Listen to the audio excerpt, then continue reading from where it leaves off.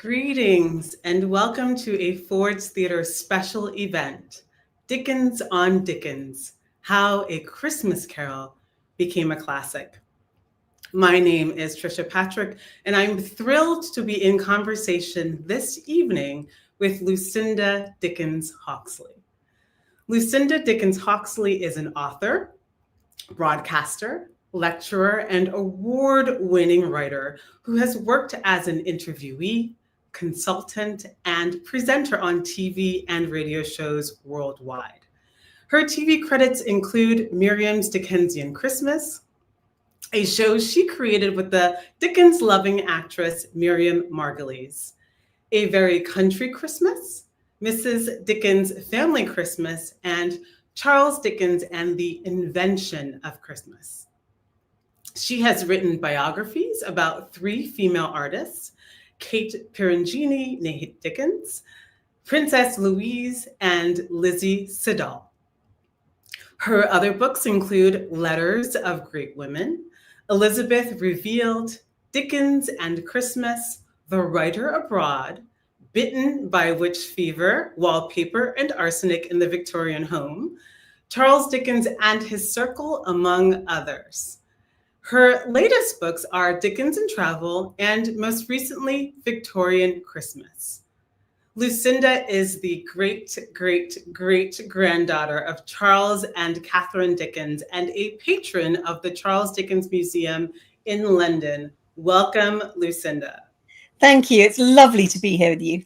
It is so wonderful to be here with you as well, joining us direct from London. And today is just the perfect occasion for our conversation, as it is the very first day of Ford's Theater's annual production of A Christmas Carol. And I'm so excited to be in conversation with you all. And thank you all out there for joining us for this conversation as well. Of course, we will learn about the story of Charles Dickens and the story behind the creation of A Christmas Carol. But first, I would love to get to know you a little bit before we dive further into the other topics of the day. So please tell us what it was like to grow up Dickens. When were you first aware of the familial connection to Charles Dickens himself? Well, I always knew from the time that I was learning to write my name that I had Dickens in my name, and I knew about Charles Dickens because he was talked about in the family. What I didn't know was that other people outside my family knew who he was. So that came as something of a shock to me when I realized that other people had heard of him. When one of my teachers at school asked if when I was very little, had anybody in the class heard of Charles Dickens? And I thought it was some strange joke being played on me, and when I said he's my great-great-great-grandfather, she went, oh, and her reaction made me realize, oh, okay, other people know who he is. And I was probably about 6, so it hadn't really occurred to me that people knew who he was. And then, of course, you just discover that he just appears constantly. Mm-hmm. The word Dickensian is used a lot, or somebody might be described as a Scrooge or whatever. And Oliver was, on the stage at the time. So there were a lot of connections to him when I was growing up. Were there any, you talk about, of course, hearing it outside of the family home. Was there anything within the family home in terms of stories that you heard about that were passed down through the family about Charles Dickens and Catherine Dickens as well? Yes, I mean, nobody who I know was alive when they were alive, because Charles died at only 58 and Catherine in her 60s. So the generation sadly just didn't quite get there. But I did meet somebody when I was researching a book, a wonderful woman who was 97, and she had known Henry Fielding Dickens, my great-great-grandfather, so Charles and Catherine's son. And she told me about the great connection between her family. She was actually a great-granddaughter of the novelist William Thackeray. She told me about the great connections between the two families and how stories had been passed down to her about life in the Dickens household, and particularly the family theatricals they put on. Dickens wanted to be an actor, always. He never intended to be a novelist. And that was something that really came down. In fact, there are quite a few actors in the family now, in the Dickens family. So those kind of stories would come down. Also, the fact that he was a very loving father. We tend to think of Victorian fathers as being very strict. Right. But actually, yes, his sons were a little bit scared of him, as they were expected to be, but in that time, but there was never any kind of physical punishment. The children were never smacked or beaten, which was quite extraordinary in the 19th century in Britain. So those kind of things came down, the kind of the closeness that he had to his children and the couple of grandchildren that he met in his lifetime. Wonderful. And then, it's as you mentioned, it's interesting to hear that people know about a family member, an ancestor. Was there at any point in your life as you grew up where you thought maybe that you wanted to kind of distance yourself from that and kind of make your own way? Was that any part of your upbringing, or was something that you just embraced throughout? Well, no, I was really quite embarrassed about it. When anything makes you a bit different. So as a teenager, and then when I went to university, I didn't tell anybody about it at all. And one of my tutors, my English tutor, went to the Charles Dickens Museum in London, and they used to have a family tree on the wall, and it had my name on it. And he came in and said, "Oh, I saw your name at the Dickens Museum. I didn't realize you were related." And he said he'd never seen anybody go so red in his whole life. He actually apologized to me after class. I was absolutely mortified in that weird way you are when you're kind of 18, 19. It's just such an embarrassing thing. And I remember when my first book came out and my publishers made a big thing about it. Someone I'd known some years earlier contacted me and said, "Oh, how come I never knew this? Why did you never talk about it?" And now I completely embrace it. I mean, I feel very privileged to have that in my family. I just think, it's a thing that happens with age. You feel closer connected as well, the older you get, I think. Absolutely. And you just brought up the perfect segue. When did you discover that you had this shared passion for writing? When did you start putting pen to paper or tapping those keys?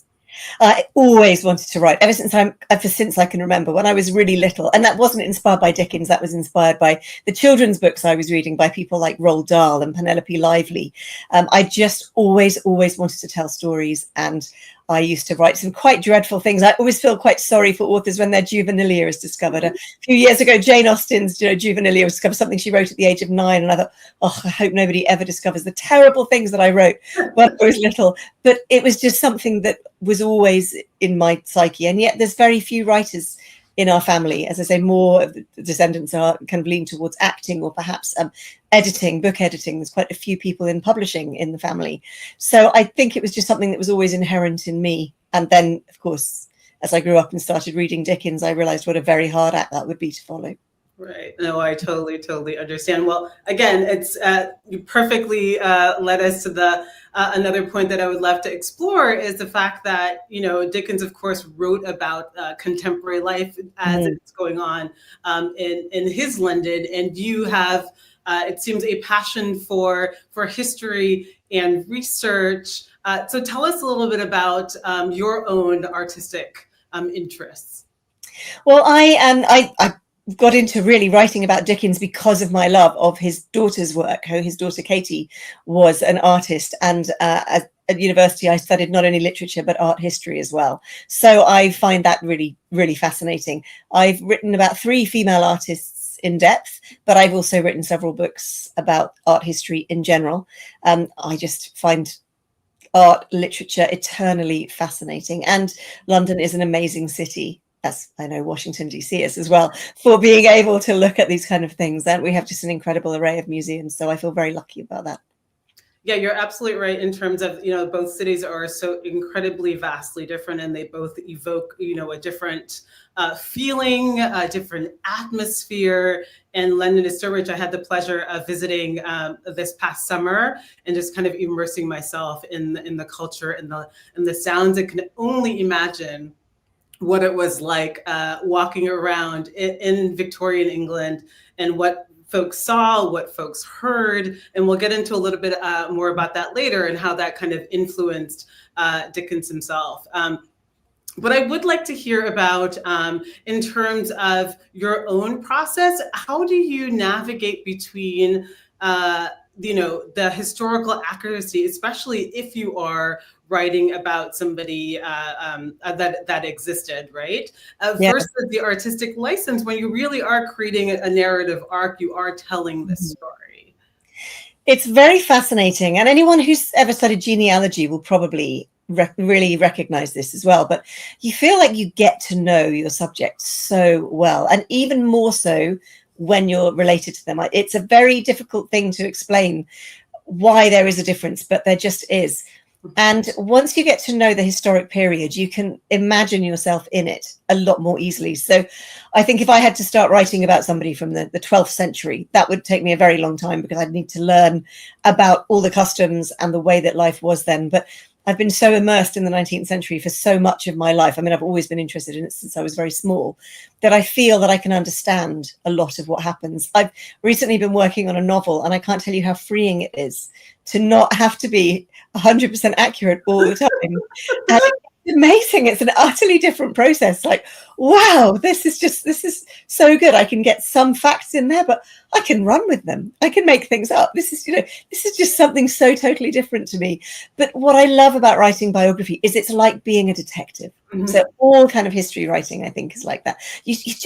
It's amazing what you discover. And then you go down all these little alleyways because you find a fact, you think, oh, that's quite fascinating. Maybe I could take that on somewhere. So it's just eternally interesting. Every day is different.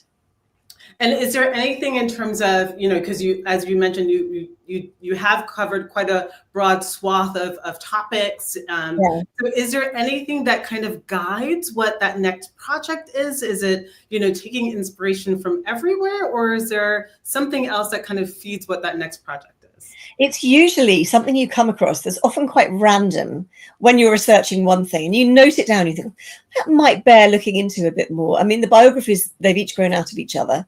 I'd start researching, and Princess Louise was somebody who just kept popping up when I was writing my first two biographies, both on Lizzie Siddal, who was a very famous pre-Raphaelite model, but also an artist, and then Katie Dickens, Kate Perugini, as she became. They lived in a kind of very similar time, and Princess Louise just kept popping up, and I thought, who's this princess? I assumed she was a foreign princess, and I was amazed to discover that this woman, who was hanging out at artists' parties and being incredibly bohemian, was a professional sculptor, which was a very odd thing for a woman at that time, and Queen Victoria's daughter. So that that kind of grew out of that, and there's been various books that have grown out of who I was researching before. So I wrote a book called March Woman March about the women's movement, and that grew out of the biographies of the artists, all of whom were in one way or another connected, whether intentionally or not, with the female suffrage movement. And so then when my publisher said, would you like to write a book about the suffragettes? I said, actually, I'd like to go back further and do the women's movement in general from 1792 with the wonderful Mary Wollstonecraft right up to when women in Britain got the vote, which was after most other countries, despite waiting for beginning our fight much, much earlier. So it went from kind of 1792 right up to 1928. And that was a really fascinating era. And then that led me on to, maybe I could do something on, this aesthetic movement. So I started looking at William Morris and poisons and, all these people who'd come up. William Morris's wife was a prominent suffragist. But I've always been fascinated by the history of murder and crime fiction, and that fitted in really well with Arsenic and Wallpaper. That sounds random, but it's exactly how it happened. So it's almost like stream of consciousness. You come up with ideas and then they just follow each other in a kind of tumble. And every writer will have a million notebooks full of things that one day they're going to write. It probably won't ever get around to all of them, but one day they think they will. Well, I am always in awe of historians and writers who are able just to kind of retain all of that information. And as you did, just kind of, reference things and what has happened in the past and these pivotal moments. It's again, always in awe. But there's another instance where all of your research really has paid off. Congratulations on the publication of your most recent book. Thank you. Victorian Christmas. It looks really lovely, and I can't wait to dive a little bit more. Can you tell us about the book, especially as it is gift buying season? So absolutely, it's a perfect gift. Thank you for that little intro there. It was really fun to do. I wrote a book a few years ago called Dickens and Christmas, and I looked at Charles Dickens's Christmas customs with his family, etc., etc. But in doing so, I learned a great deal about the history of Christmas itself. So this was really fun to be able to bring this together with things like traditional Christmas carols, Christmas readings, Christmas recipes. I found all the Victorian recipes, and we did have a modern cookery writer who turned some of them into modern recipes, because I thought nobody wants me to do that without, and just kind of guessing at approximations. But it was so interesting to come up with all these different things. And I love making Christmas decorations. I'm not even particularly crafty. I just really enjoy doing these kind of things. We're making paper chains, making Christmas wreaths. So trying to think about a bit like a Victorian. Now, I'm very keen on the environment. And one of the things that frustrates me is so much of our Christmas decorations are made with plastic. So I thought, well, the Victorians wouldn't have had that. So it was really fun to look at using natural things, just as a Victorian would have done, as well as to get the history of Christmas in there. And one of the things I find really fascinating is that Christmas Carol actually began a publishing sensation. So it spearheaded this utter fascination for writing and publishing books about the festive season, and it just began this whole new craze. So that was really interesting, looking at all the things that came after it, as well as what inspired Dickens in the first place to write A Christmas Carol. Well, is there a favorite tradition, or is there a tradition that started out in Victorian times that still is still active in the UK? Here in the United States, we celebrate 2 days, although a friend of mine already had her tree up early in November. But what are some of those traditions that live on, and what is a favorite tradition of yours? Well, I really love, in my family, we read A Christmas Carol every year. And I think this is lots of families do this. But I was really fascinated to learn some years ago that my great-great-grandfather, Henry Fielding Dickens, would always read aloud to his children and the whole household every Christmas. And people loved it. He was a very good performer, apparently, like his own father. And that's something that's really come down the family. And that's very special to me. I like to read it aloud and to read it to myself. And every year I discover something new. Now, Charles Dickens, they would always celebrate in his family the 12 days of Christmas. And this was very common in the 19th century. So it didn't begin early on. He'd have been probably very shocked at your friend decorating already. I put a few decorations here for tonight. I love decorating early, particularly when everything feels miserable and cold. But the Victorians, it would have started really on the 24th of December. That was when it began, was Christmas Eve. But then it went on until the 6th of January, 12th night. Oh, now, wow. A tourist will say, 5th of January should be the 12th night. However, we know Dickens celebrated on the 6th. And that was the birthday of his eldest child, Charlie Dickens. So Charles and Catherine, every year, they had a big 12th night party, and then that morphed when their baby was born. That became their son's birthday party as well. And it's interesting how I think there's gradually been more of a return to looking at not just Christmas being over the day after. I mean, we celebrate here Boxing Day, which is also called St. Stephen's Day, which is the 26th of December. So for us, Christmas goes on at least till the 26th. But I've noticed that more and more entertainment things and people kind of having parties now continue right up until the 6th of January. And for me, that's the saddest day of the year, when all the lights come down. I think, no, this is so awful. That we're still in the depths of winter, and in the UK, it can be pretty grim in January and February. How I wish we still had those bright Christmas lights up all through those months. I definitely feel you there. I'm somebody who grew up in a place of perpetual sunshine and 80 degrees. So having a white Christmas was something that I did not get to experience until well into my 20s. So I totally understand. Well, I also want to offer you another round of congratulations. Is that you were recently sworn in as the president of the International Dickens Fellowship. If you can please tell us a little bit about what that community means. And I believe there is a connection to the Charles Dickens Museum, if I'm not. Yes, that's absolutely correct. So the International Dickens Fellowship is a wonderful charity. It was founded in 1902. It's basically a Dickens fan club, but there are chapters all around the world. So if you don't have one near you, you can either start one yourself, or you can join the Central Fellowship, which is the main fellowship, and that their headquarters is actually at the Charles Dickens Museum in London.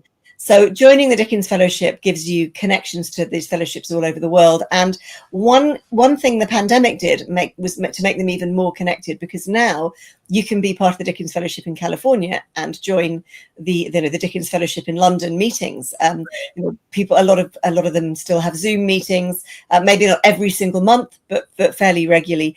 And it is a fellowship. I love that name. There are wonderful friendships that have formed, and even fairly recently there was a marriage between people from different fellowships around the world. It's a really great way of getting together with other people who like Dickens. And they choose a book every year, and then every month they will read as it came out. They'll keep reading the chapters.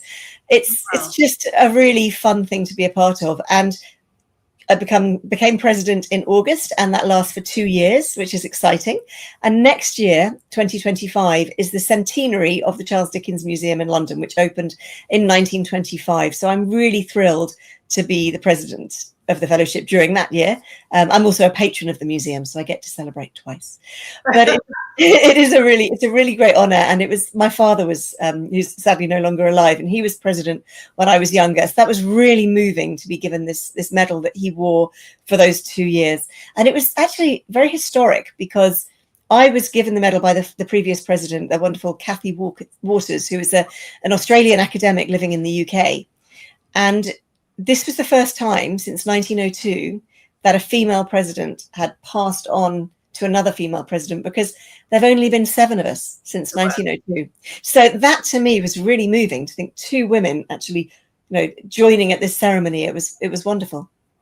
That sounds really, really fantastic. And if I understand correctly, the Dickens Museum is the only remaining home where Dickens lived. The others didn't survive the war, if I understand correctly. Yeah, in London, yes. So it's the only remaining house in London in which Charles Dickens lived as an adult. There's possibly a house he lived in briefly as a child, because the Dickens family were always in financial trouble when Charles was little. So they moved around a lot. One historian believes she has found evidence that they rented in a room in a house that is still surviving. But this is the only house he lived in as an adult. His other London homes, all of which he rented, by the way, he never bought a house in London. Mm-hmm. They've all been destroyed either by bombs in the war or by developers.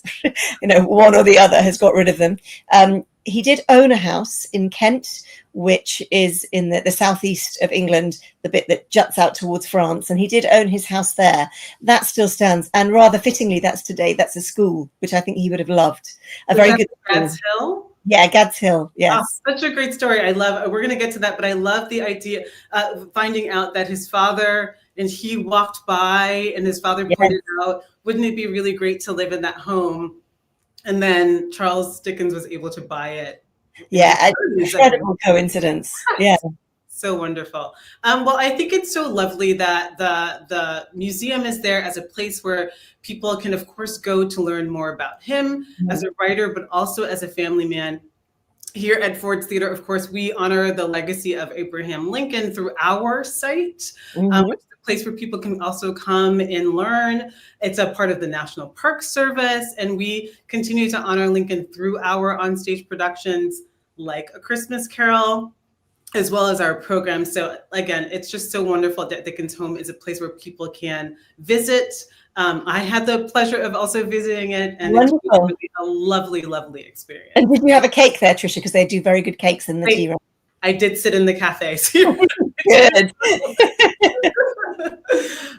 So let's actually dive a little bit deeper and get to know Charles Dickens and his life a little bit more. It's such a rich story. Can you take us through some of those early experiences that we have? We know that his father struggled, the finances struggled. They moved around a lot, and he ended up having to go to debtor's prison, and the impact that had on the family and Charles. Yes. So when Charles Dickens was small, he was at a school he really enjoyed down in Kent, which is where his family lived at the time. And his father's job was then moved to London. Now, his father was a clerk for the Navy. He worked in the payroll office, the finance department for the Navy. So he had a good job, but he was really bad at living within his financial means. So eventually, Charles was told, his teacher was told, we can't afford to pay his fees anymore. And Charles had to go and join his family in London. So although he's seen as a London author, he didn't actually love London. He had a love-hate relationship with it. He found it inspiring. But of course, it reminded him of the bad times, the times when he'd had to go up there to join his family, hoping he would go back to school. But he wasn't able to go to school. They couldn't afford it. So he had to be found a job. So his father was then arrested anyway. Charles's wages didn't help his father's debt. It just kind of kept the family ticking over, luckily, but he couldn't pay off his father's debts. He was too young and not earning enough. And so John Dickens went into a prison, and the prison that he went into was the Marshalsea debtors prison.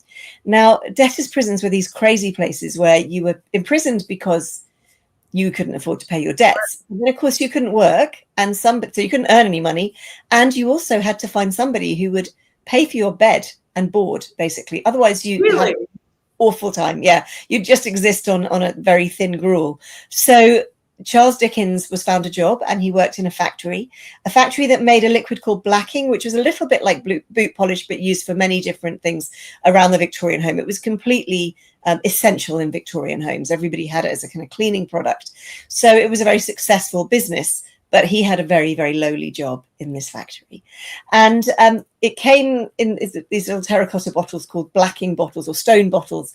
And they're always mentioned in Dickens's novels as a little kind of hint. Most people would have had no idea, but in there's always the mentions of the bottles from this factory. So Charles Dickens never, ever forgot this, even though his father, within less than a year, was able to pay off his debts. He received a small legacy from his mother and was able to leave and go back to work. And Charles Dickens went back to school for a couple of years. But he never, ever forgot what it was like to be a poor child. And people often say, well, it wasn't that long. It was only a few months. But of course, Dickens didn't know that. But as far as he knew, his father was arrested. Right. Shortly afterwards, his mother and all the younger siblings ended up living in the prison as well, because they couldn't afford to pay rent anywhere else. So he would go and visit them and see almost his whole family in there and not know how they would ever get out of that situation. So as a little boy, when he was found this job, he probably thought, this is it for the rest of my life. All the dreams that I had are gone. I cannot, when I found out that the family had to move in with him as well, and I just cannot imagine the fortitude that this young man had at 10 years old to survive on his own and then to go and make these visits. It's just absolutely remarkable. Yeah. And very long days, and it was dark because he started in the winter. So he would have been walking in the dark for, a good couple of miles and then working all day and then leaving in the dark. And it was a very dangerous place. London was the biggest city in the world when Charles Dickens was growing up, and very, very violent, very dangerous. Right. He had to become a street child. He had to really know who to avoid and which areas to avoid. And I think that's something that stood him in good stead the rest of his life. When he was very insomniac and walking around London all night sometimes, that would have kept him safe then, I think. Right. Wow. So let's fast forward a little bit to now. He is, the family's back together. He has gotten a job, I believe, kind of clerking at a law office for a little while. And then he starts his kind of early career as a writer. And you mentioned before that he was an amateur actor or wanted to pursue acting, which he did, I believe, kind of recreationally, but not professionally. Yes, that's right. He did actually have an appointment. He had an audition set up for a theatre company, but he was ill on the day that he should have gone for his audition, so he couldn't go. And then they left on tour. And by the time they came back to London, he'd started to get success with Pickwick Papers. So suddenly his career was moving into another direction. It's quite fascinating because he did write several plays, and those that survive are really not that good. They're not like... I think if he had become an actor manager as he wanted to, I don't know whether we'd still be talking about him now, whether his name would be remembered, because I don't think that the plays are as good. I mean, they're very of their time.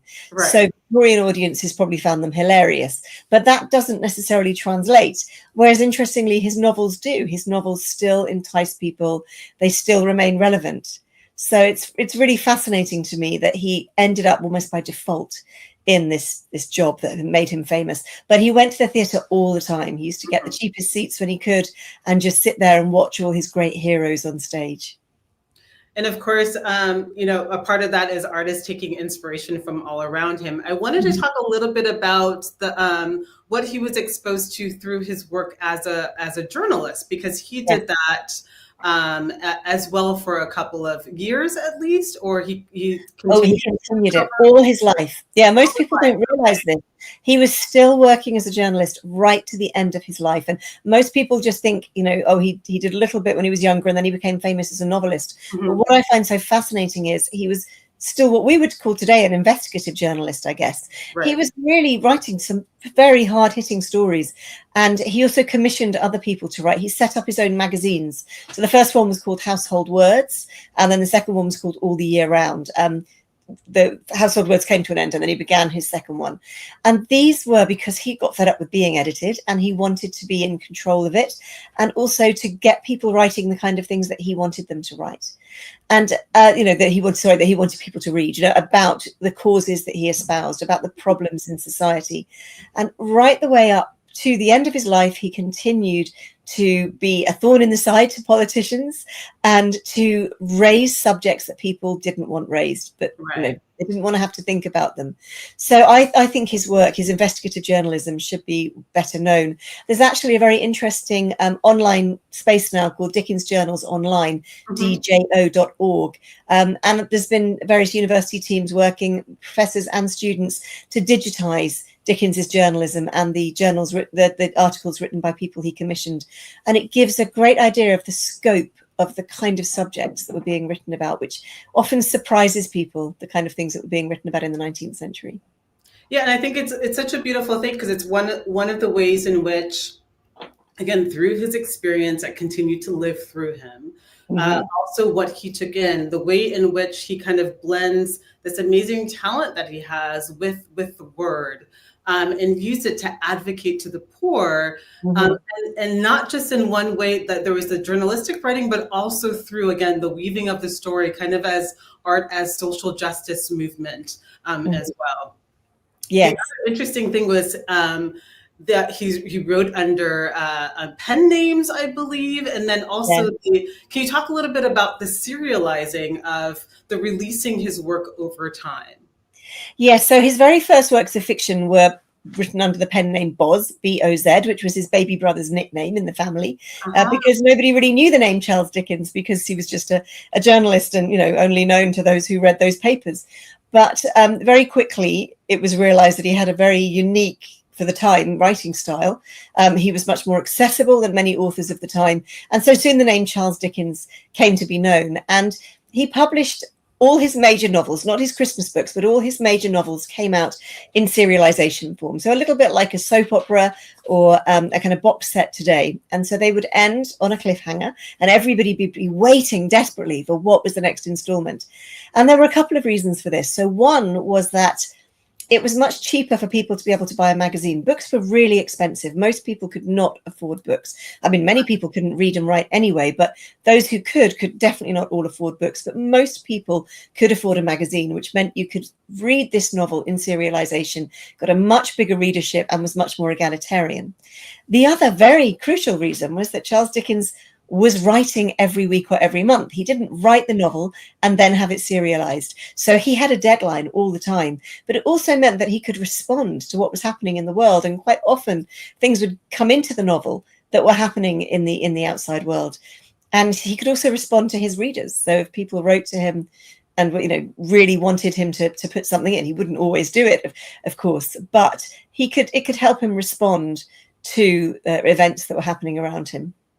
And one of the things that I found out, and let me know if if I'm remembering it inaccurately, but as somebody that was very aware of and wanting to remain financially stable, it was one of the ways in which he can kind of control his finances as well. Because once Absolutely. you published, the copyright laws were not that great, and someone could take your idea and just kind of adapt it and do it under their own name.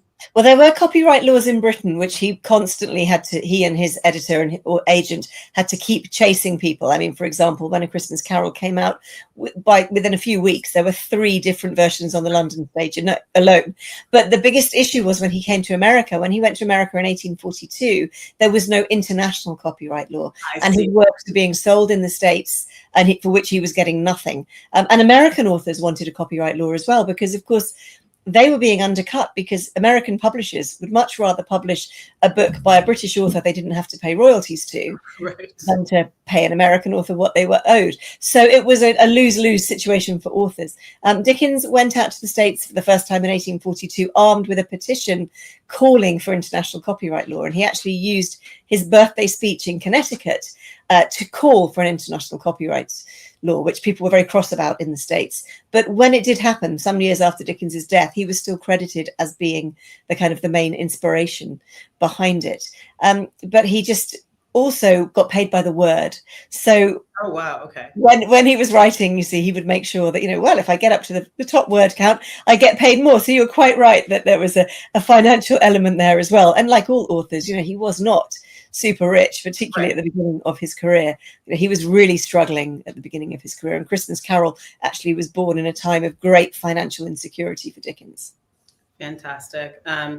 So one of the things, and we're going to get to that part as well, because I think it's interesting to kind of think about all of these different elements that are coming together that kind of thrust him into writing A Christmas Carol.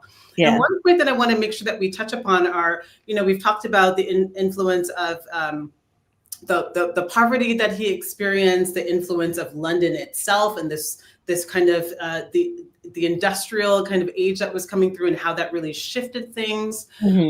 But I also want to talk about the influence of his contemporaries and who he was engaging with and how they also, some of them aligned with his social justice, his really paying attention to what was happening in society. Yes.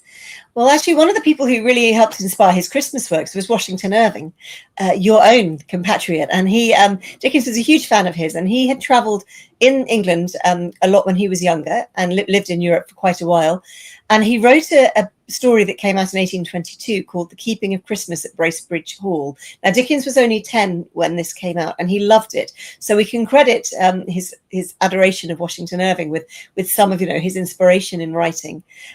He also, when he came to America the first time, he became very good friends with Longfellow, the poet, and he was influenced by him. Longfellow was a Unitarian. So Charles Dickens had grown up in the Anglican faith. But he was frustrated with the fact that he felt the kind of people he called Sunday Christians, people who, you know, went to church and dressed in all their finery and then walked home and ignored the poor and the starving and the desperate. So he felt that the Unitarians, as he said, if any sect of Christianity was going to do anything about poverty, it would be they.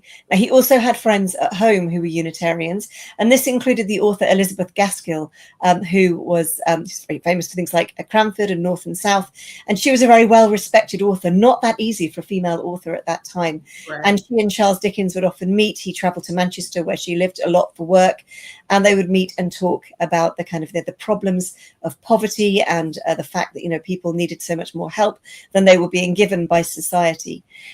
He was also great friends with William Thackeray, and one of his biggest kind of influences and friends later in his career was the novelist Wilkie Collins, most famous for The Moonstone and The Woman in White. They collaborated on works together, a play and a Christmas story, and also just traveled around and did journalism together. They were really great friends.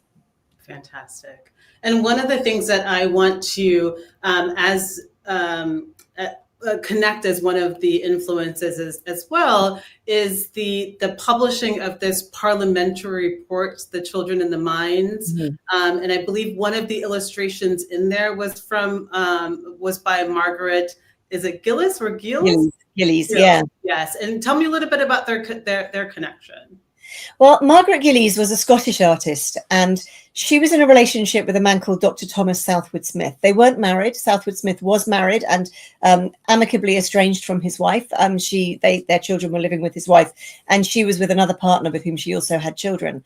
So it was a kind of situation that most people don't think happened in the 19th century, but was much more common than most of us realize. So when he met Margaret Gillies, he wasn't free to marry her, but she was also a woman who was earning her own money. So it wouldn't have made financial sense for her to marry, because at that time, if a woman in Britain married, her husband gained financial control over all her earnings. So they had a very equal relationship, much more equal than most married couples at that time in Britain.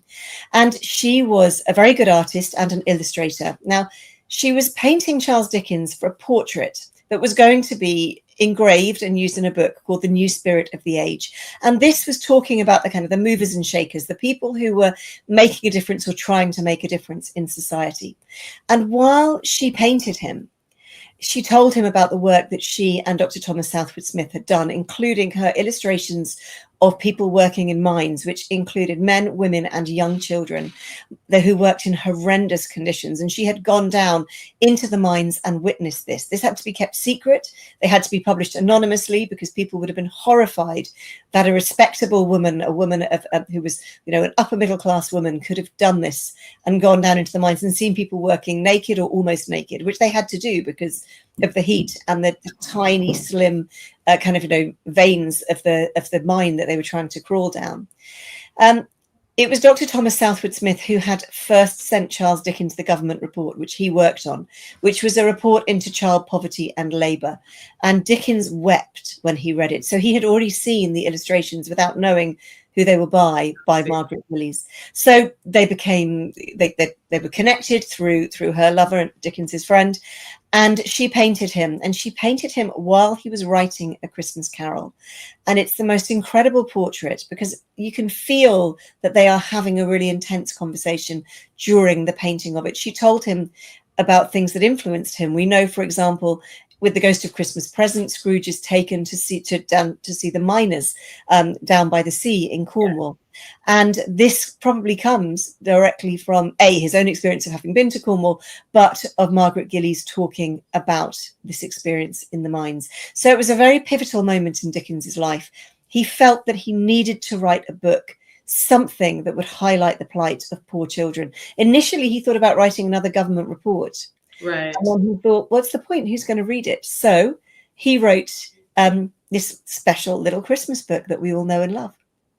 Fantastic. And let's actually take a look at that portrait. Here is what Dickens looked like when he was writing A Christmas Carol, in the portrait by artist Margaret Gillies. It is really, really stunning. And he really is just looking, straight at you. The poet Elizabeth Barrett Browning saw this when it was on display in 1844 at the Royal Academy, and she described it as having the dust and mud of humanity about it, notwithstanding those eagle eyes. I love that description of Dickens's eyes in it. When you see the portrait, which is now, thankfully, after a long campaign, owned by the Charles Dickens Museum in London. Now, it's not on display very much because, sadly, it could get damaged. So it's only on display for about 1 month in the year. However, if you get the chance to see it, it is extraordinary, because he really seems like he's looking straight at you. And it was painted fairly rapidly, and it's exactly the time that he was writing A Christmas Carol. So you can look at it and envisage the conversations that they were having. I think it's a truly remarkable portrait. Well, speaking about painting it rapidly, let's talk about actually the writing of A Christmas Carol. So he started writing it in October, was it? And ended in, it was published in December. He wrote it in 6 weeks.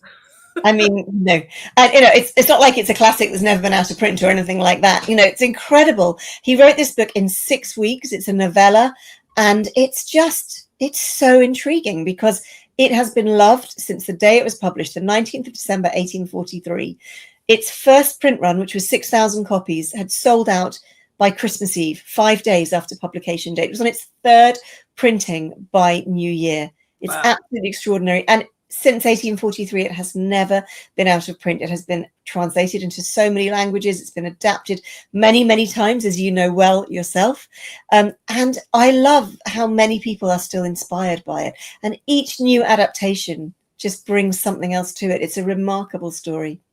Yeah, absolutely. And it's one of the reasons, of course, why we're so excited to have it on our stage. I mean, the language is so, so incredible. There's a piece of text that I would love to share that it just sets an incredible atmosphere. It says, "The fog came pouring in at every chink and keyhole, and was so dense without that although the court was of the narrowest, the houses opposite were mere phantoms." And here again, you can see like London, comes alive, and you can just imagine those nooks and crannies.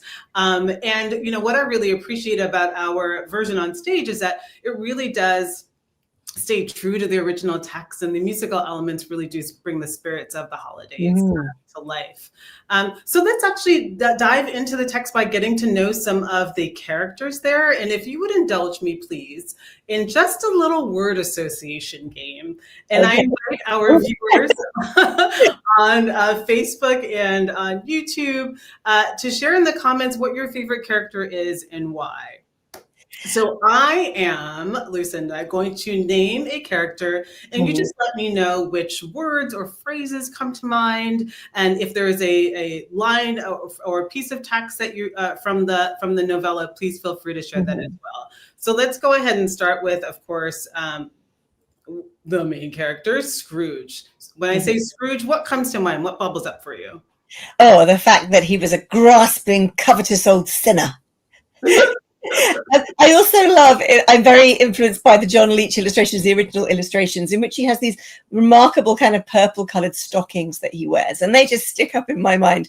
But Scrooge is a complex character because we are told that he'd had a sad childhood. So Dickens was giving us an insight into him, and of course he has this wonderful conversion. But I just love that, he was just so tough at the beginning. There is a line here from the text that says, "Scrooge, a squeezing, wrenching, grasping, scraping, clutching, covetous old sinner." I mean, again, just the language bubbles up. Solitary as an oyster. I love that. Yes, exactly. How about Scrooge's nephew? Oh, jovial. I mean, you've got to love Fred. He's wonderful, and I think it's really charming as well, the way he just keeps on trying, because most people would just think, I can't be bothered with this horrible old relative, and he just thinks, I love my mum, she's no longer alive, I'm going to try with her brother. And of course the Ghost of Christmas Past shows him that, he talks about, oh yes, your little sister, and didn't she have a child? And then you see Scrooge starting to think, well, yes, I loved my sister, so why am I so mean to my nephew? So that connection is beautiful. Yeah, and that's the in terms of the joviality and always trying to make that connection. The text that I selected here is from Fred to Scrooge when Scrooge is bidding him well, right? Please move on. He says, "I'm sorry to find you so resolute. We have never had any quarrel to which I've been a party. But I have made the trial in homage of Christmas, and I'll keep my Christmas humor to the last. So Merry Christmas to you, Uncle." All right. Yeah, and when we see him at his party, it's so much fun, him and his friends. And that was what inspired so many people to start having Christmas parties. They all wanted a party like Nephew Fred. They wanted to have their friends around and their family and play games and enjoy themselves. All right. Our next character is Tiny Tim and the Cratchits. Well, Tiny Tim has a special place in my heart because he was actually based on Charles Dickens's own nephew, who had an unknown today disability or disabilities. We're not sure exactly how he was affected, but he couldn't walk. He probably had a spinal problem. And Tiny Tim, who did not die, those words are so moving to me because when Dickens wrote that, he wanted his sister's child to survive. And for a few years he did, but sadly within 6 years of Christmas Carol being published, the original Tiny Tim would not be there anymore. So when I look at Tiny Tim, I just think of little Henry Burnett, Dickens's nephew, and think, oh, he was immortalized at least. Oh, that is so beautiful. I just love the way that, again, Dickens's life was really poured into these pages. There, the experience and the people that he had, he really did honor them in the stories that he told. All right, so I think we only have time for one more. Jacob Marley and those heavy chains of his. Oh, Jacob Marley, yes. Well, I just love the kind of the pigtail and the fact that Scrooge can see straight through him. He says he always, suspected he had no bowels, and now he was convinced it was true. But one of the best lines in the book, Scrooge doesn't want to believe that he's a ghost, and he says he thinks it must be his indigestion. He says there's more of gravy than the grave about you. You might be an undigested piece of beef, and it's just this wonderful image. But of course, he can be very frightening when he gets angry, and then he's looking out the window and so desperate at the plight of the people he can no longer help. He should have helped them in his own time, and he said, mankind was my business. I should have helped these people. This is what Dickens really wants his readers to take away. This is your business. Now, not making as much money for yourself as possible, but helping those who need it is the most important thing that anybody can do. And that was the message that people felt had been lost in Christmas by the early Victorian age. People said Christmas had lost its meaning because it used to be about charity. And that's how A Christmas Carol kind of managed to be so popular, because Dickens was saying to everybody, well, yeah, you're right. This is what you should be doing. You shouldn't be ignoring them and building this chainmail of cash boxes. You should be opening them out and helping those who need it. Absolutely. It's those themes of redemption, the themes of really connecting with someone and something beyond one's individual experience. And, a lovely tradition that we have here in that same spirit is that the cast of A Christmas Carol, in collaboration with our audiences, does raise money for a charity every year as a part of the production. We actually have a link to that charity, the one that was selected for this year, there in the YouTube box. So if anyone here would like to donate to that charity and join us in that spirit, please, we invite you to do so. We are running out of time. This has been such a fantastic conversation. I do want to read this quote from the introduction of the 1924 Thomas Crowell New York printed edition. And this introduction was written by J. Walker McSpadden. And it says, and it really is in the lovely spirit of this book. It's a lovely acknowledgement to the power of this little story and how it continues to live on. And I quote, it says, "The greatest little book in the world," exclaims a recent writer concerning Dickens's A Christmas Carol. And though some readers may qualify the verdict, they would doubtless agree that in any event, it is the greatest little Christmas book in the world. Indeed, thanks to this, many more than any other of the great novelist's writings, Dickens has almost become synonymous of Christmas. He was its first great apostle to the English people, and because of this message, countless thousands of poor backs have been clothed and hungry stomachs fed. His was a message of love without condescension, of brotherliness without no dividing line between rich and poor, or perhaps he recognized the spirit of Christmas as the bridge across the chasm. Really, really acknowledging all the things that you have said in terms of how fantastic this story is. And the critic that was quoted there, I just want to give credit, was A. Edward Newton of the Atlantic Monthly way back in 1924. Wonderful. I love that. So I do want to also recognize how incredible the legacy is of the book. I actually checked out the other day on Sotheby's. A presentation copy of A Christmas Carol was sold for $228,000 this June. Wow. This year, which is incredible. So there is really great value, although I heard or I read that when it was published, because Dickens invested so much in the quality of the actual book, that he didn't really make much money on it. No, initially no, because the publishers also thought that a book about Christmas was a really uncommercial idea, and they didn't think it was going to be popular, so they made him cover a lot of his production costs. So he was really broke when he published it. He semi-self-published A Christmas Carol, and yeah, look what a success it became. Well, I guess one of the final questions for you is, as someone closely connected to Dickens's legacy, what do you want kind of modern audiences to kind of think about, or our audience that is coming to Ford's Theater see, what do you want us to kind of think about and remember? Well, very sadly, the same as Dickens did, which is the inequality between the rich and the poor, and particularly how much child poverty there is in the world and in our own countries, both our countries. This is something that is still shockingly prevalent. So I think that if people can take away the fact that every single person needs a little bit of the Scrooge-like conversion in them, that everybody, as Dickens wanted his readers to see, can be a little bit like Scrooge at times, and that maybe we should all try and do something a little bit more to help those who need it. Absolutely. That's a lovely, lovely message. Well, I think that is a perfect way to wrap up our conversation here. I have really, really enjoyed this conversation around A Christmas Carol. We have learned so much about Charles Dickens's life and learned so much about you and from you. We invite, of course, audiences here. If you are in DC and would like to come to Ford's Theater, it really, truly is a special experience.